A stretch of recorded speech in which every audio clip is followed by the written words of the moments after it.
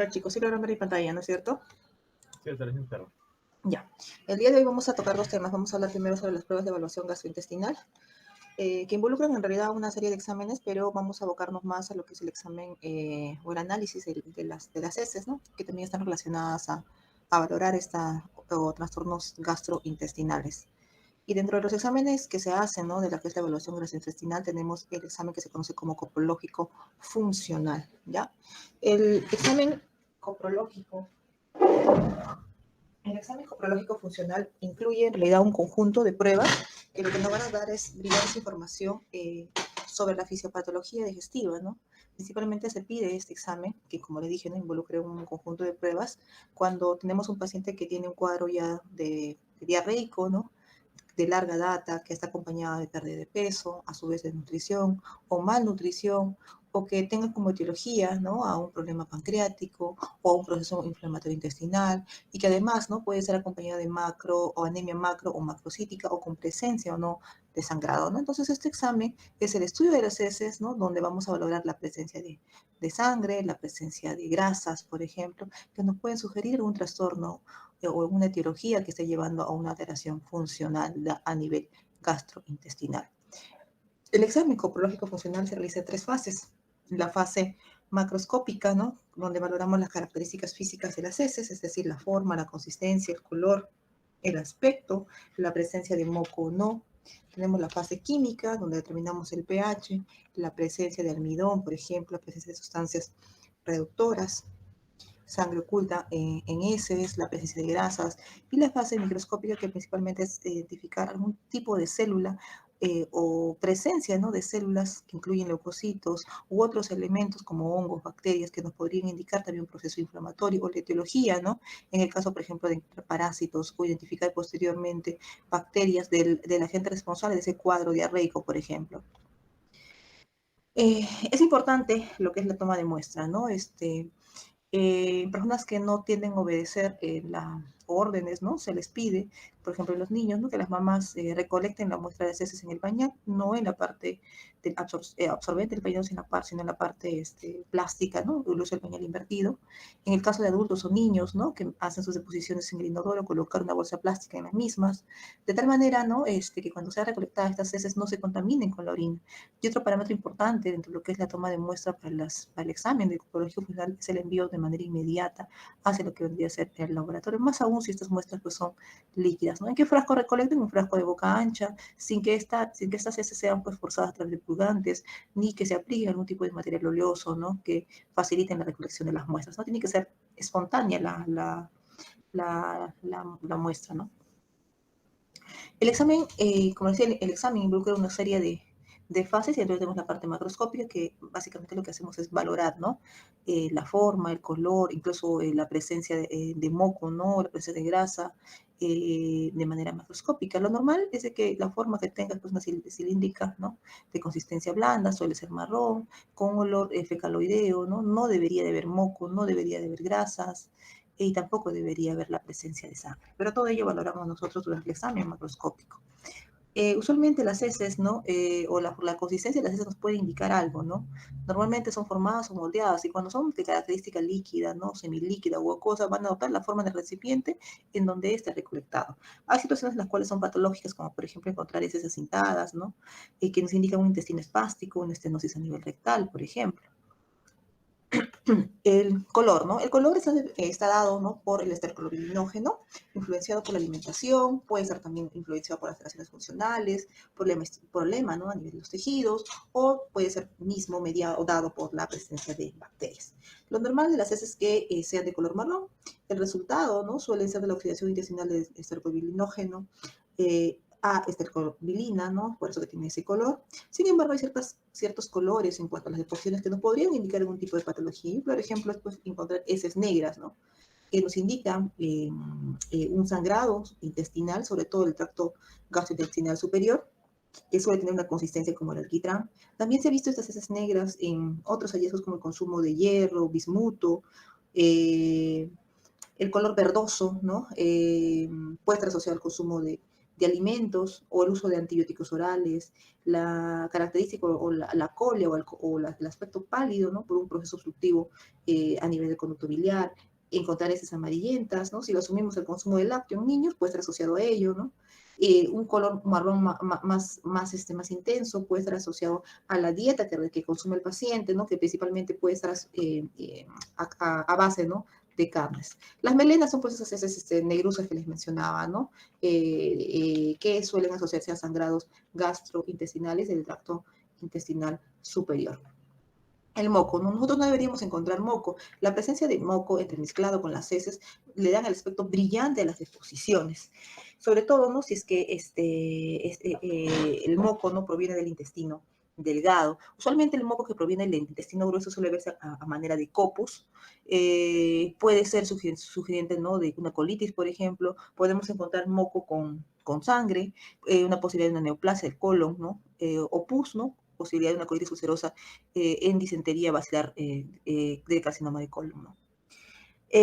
Pus, ¿no? Tampoco es normal encontrar pus, una colitis ulcerosa, una disentería vacilar, abscesos localizados o fístulas que, como decía, el colon sigmoides, el recto o el ano pueden ser los responsables.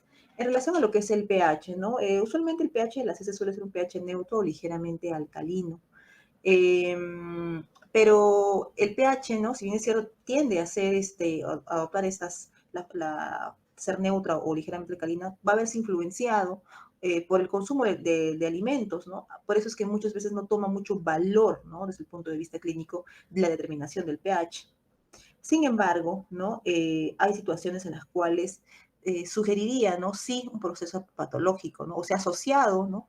Alguna alteración a ese pH. Por ejemplo, la presencia de azúcares reductores, ¿no? Donde vamos a encontrar un pH ácido, ¿no? Por debajo de 5.5, ¿no? Esto debido a que no se fermentan de manera adecuada, pues estos azúcares, y estos azúcares van a generar ácidos, ¿no? Tipo ácido láctico, ácido acético, por ejemplo, y podría estar asociado, ¿no? A ese cambio de pH. Una reacción ácida, por ejemplo, se ha visto en insuficiencia biliar, en SPRUE, una reacción alcalina, insuficiencia pancreática, heces de putrefacción, bueno, alcalina débil, ¿no? Y ácida débil también hay. Pero de manera convencional no se suele medir el pH. ¿Cómo podemos hacer para medir el pH? A través de cintas, ¿no? Las cuales, ¿no? En dependencia del color del pH, ¿no? De las deposiciones van a cambiar de color y estas cintas indicadores, ¿no? En dependencia de la intensidad del color, me puede sugerir, ¿no? Rangos de pH. Sangre, ¿no? Les dije que sangre no es normal encontrarlos en las heces. Sin embargo, es una herramienta importante, sobre todo cuando sospechamos de una afección a nivel del colon, ¿no? Es una herramienta precoz de diagnóstico en el cáncer de colon. ¿Qué quiere decir esto? Encontrar sangre en las heces en un paciente varón, sobre todo adulto mayor, por mayor razón, ¿no? Puede sugerirnos, ¿no? Como un indicativo, ¿no? De inicio precoz de un cáncer de colon, ¿no? Si bien es cierto, no es diagnóstico definitivo, pero es sugerente. Diferentes maneras de poder hacer la determinación de la sangre oculta en heces. Tenemos los métodos químicos y los métodos inmunológicos, ¿no? Entre los químicos podemos estar hablando, por ejemplo, del TB, ¿no? O la prueba de Guayaco en heces. Y los inmunológicos, ¿no? Principalmente vienen, ¿no? En cassettes, ¿no? Que son los más comerciales, a base, ¿no? De metodología de la inmunocromatografía. ¿Hay diferencia entre estos dos métodos? Claro que sí. Con una buscamos la presencia de anticuerpos frente a la globina o hemoglobina humana, como es el caso de los inmunológicos. Con los métodos inmunológicos no solamente puedo decir presencia o ausencia, ¿no? Sino también puedo indicar o puedo titular la cantidad de esta sangre que está presente en esta muestra. Aquí en esta diapositiva vemos los diferentes tipos de métodos que existen para poder determinar la sangre en heces, las pruebas químicas, ¿no? Las pruebas inmunológicas, y como pueden apreciar, los límites de sensibilidad son mucho menores a comparación de las pruebas, si queremos comparar las pruebas químicas versus las inmunológicas, ¿no? Necesitamos mínima cantidad de sangre o menos cantidad de sangre en esas heces con las pruebas inmunológicas versus las pruebas químicas, ¿no? Son mucho más sensibles, por ende. Sin embargo, pese a su sensibilidad, ¿no? Son mucho más caras, ¿no? Estas pruebas inmunológicas. Bueno, vemos aquí el método químico que identifica, ¿no? La hemoglobina en dependencia, ¿no? Del cambio de color que existe en el papel impregnado con el reactivo guayaco. el cual, ¿no? Va a cambiar de color debido a una reacción de peroxidasa. En presencia, ¿no?, de una sustancia constituida de pseudoperoxidasa como es la hemoglobina, va a cambiar de color, ¿no? Usualmente a un color azul. Su sensibilidad se estima entre 2 a 10 miligramos de hemoglobina por gramo de heces. La ventaja es que de esta prueba es que es simple, es rápida y es barata. Y podríamos mencionar que la desventaja está en la preparación, ¿no? De ese paciente para para el análisis con esta metodología, ya que debe cumplir una dieta estricta, ¿no? Unas indicaciones estrictas por lo menos 3 días antes de su toma de muestra, porque no solamente valoramos aquí la presencia de sangre humana, ¿no? Cualquier elemento que sugiera, ¿no? O muestre esa actividad de pseudoperoxidasa va a poder, ¿no?, permitir el cambio de color y nos pueden dar muchos falsos positivos, o también pueden verse influencias por ciertas vitaminas que no permitan esa actividad presea que esté presente en la sangre, encontrando falsos negativos. Aquí vemos en imagen el principio de esta prueba de Guayaco, donde la presencia de hemoglobina o la presencia de sangre en esa muestra de heces permite, ¿no?, la actividad de peroxidasa, ¿no? Y esto va a cambiar un color del reactivo a un color azul, ¿no? Y esto hace referencia a la positividad para sangre oculta en heces. Y aquí vemos el método inmunológico, el cual se basa en una reacción de anticuerpos monoclonales o policlonales específicos contra la hemoglobina humana, la albúmina u otro componente de la sangre fecal, y no precisan, ¿no?, la restricción dietética o farmacológica alguna para poder hacer ese análisis. La mayor ventaja de esta prueba es que no reacciona con otras hemoglobinas de ninguna otra especie ni tiene actividad de peroxidasa, lo cual explica pues su alta especificidad. Y aparte, ¿no?, las pruebas de última generación requieren de mínimas cantidades, ¿no?, de hemoglobina, estamos hablando de un rango entre 40 a 300 microgramos por gramo de heces, y sus valores van a ser reportados tanto de forma cualitativa o cuantitativa. ¿Cuánto tiempo demoro? ¿No? 5 minutos de utilizar estas tiras, como vemos aquí en imagen, ¿no? Pues es un método inmunocromatográfico basado en la determinación o la detección de la búsqueda, ¿no?, de la hemoglobina a través de diferentes tipos de anticuerpos, y siempre, pues como todo prueba inmunocromatografía tiene, ¿no?, su marcador de control de calidad, ¿no?, la cual da validez a la prueba. Estas son aquellas restricciones, ¿no?, en cuanto a la dieta que debería de seguir el paciente cuando se hace la prueba de sangre oculta en heces a través de los métodos químicos. ¿Por qué? Porque te pueden llevar falsos positivos o falsos negativos. Falsos positivos, todo ese listado, ¿no? El consumo de carnes rojas, pescados, brócoli, espinaca, ¿no?, plátano, nabo. Debería de abstenerse el paciente, ¿no?, porque su presencia o su consumo de ese alimento podría dar lugar a los falsos positivos. Y los falsos negativos están relacionados con el consumo de la vitamina C en cifras superiores a 250 miligramos por 24 horas. Entonces es importante conocer, ¿no?, si vamos, qué tipo de metodología se está haciendo en el laboratorio, la prueba inmunológica o la prueba química, ¿no? Y si es que es la parte química, explicar al paciente, ¿no?, de las condiciones, cómo debe ir al laboratorio, ¿no?, la dieta que debe seguir por lo menos 3 días antes de la toma de muestra. Grasas, ¿no? Diferentes circunstancias te pueden dar la presencia de grasas en heces. No es normal que encontremos grasas en las heces.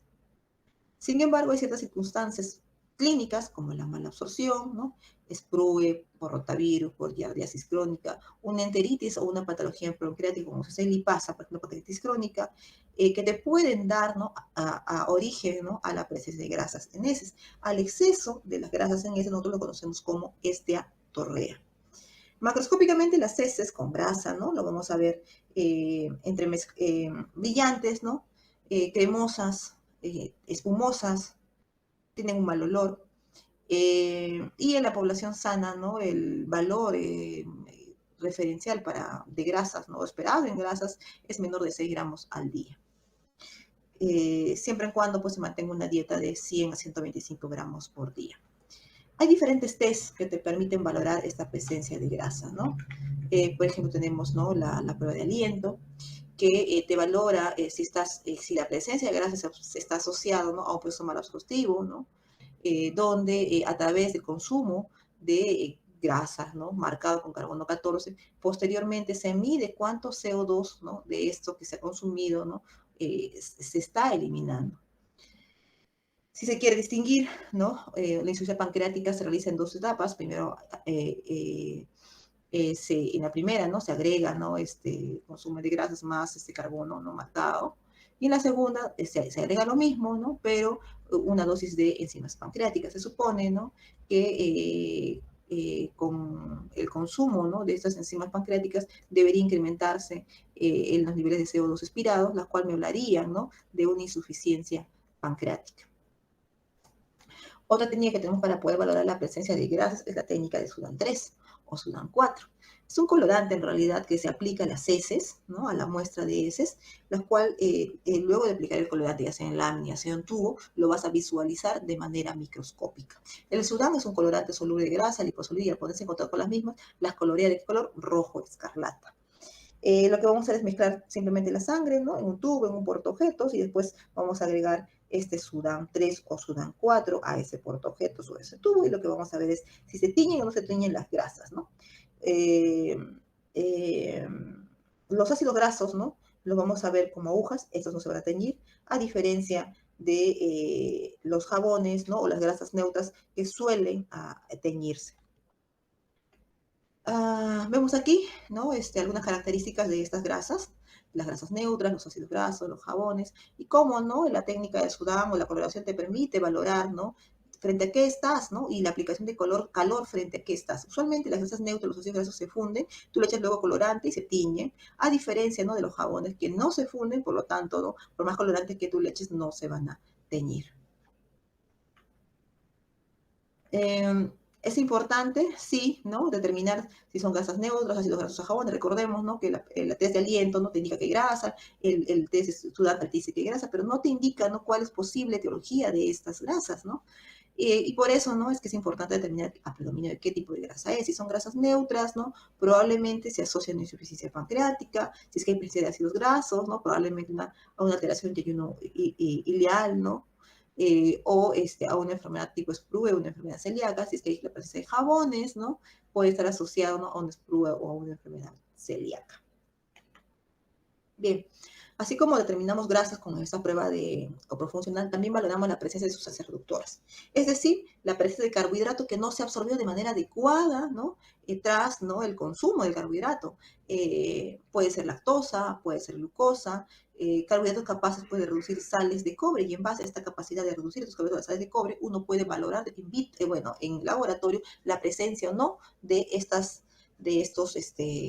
sustancias reductoras, ¿no? Lo normal es que no haya, o al menos se encuentren una cantidad menor de 0.25 gramos por decilitro, ¿no? Cantidad normal es mayor a 0.5. La sacarosa, el azúcar no reductor, sin embargo, grandes cantidades de sacarosa por hidrólisis de bacterias producen pues glucosa y fructosa.